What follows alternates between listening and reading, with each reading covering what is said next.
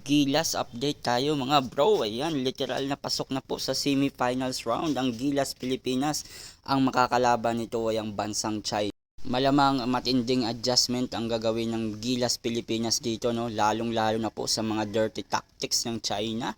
Ayan, at talagang kasaysayan nga pong ginawa ng Pilipinas na pumasok sa semifinals ng dalawang dekada po, no? At talagang inantay na talaga ng Gilas na makapasok sa finals para sa gintong medalya dito, no? So makakaharap ng Gilas ang mga higante ng China.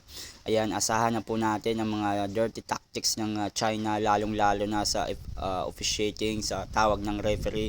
Ayan, at talagang alam naman natin na ang mga crown ng China ay talagang todo support. Ayan, lalong lalo na sila pa po ang host country ngayon. Ayan, so asahan natin at suportahan natin ang ating Gilas Pilipinas at talagang nanlumo ng husto ang South Korea matapos talunin din sila ng China kahapon. So alam naman natin idol na talagang mahigpit magkalaban itong China at Pilipinas, hindi lang sa pagagawan sa teritoryo, hindi pati rin sa basketball matindi itong Pilipinas at China.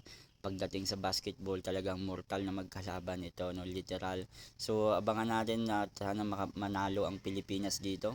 Kita natin sa standing kung saan Final Four na nga po ang Jordan, Chinese Taipei po ang maglalaban, Philippines versus China sa semifinal. So kung manalo ang Pilipinas dito, aabangan nila magabang ng Pilipinas sa finals, Jordan or Chinese Taipei ang papasok. So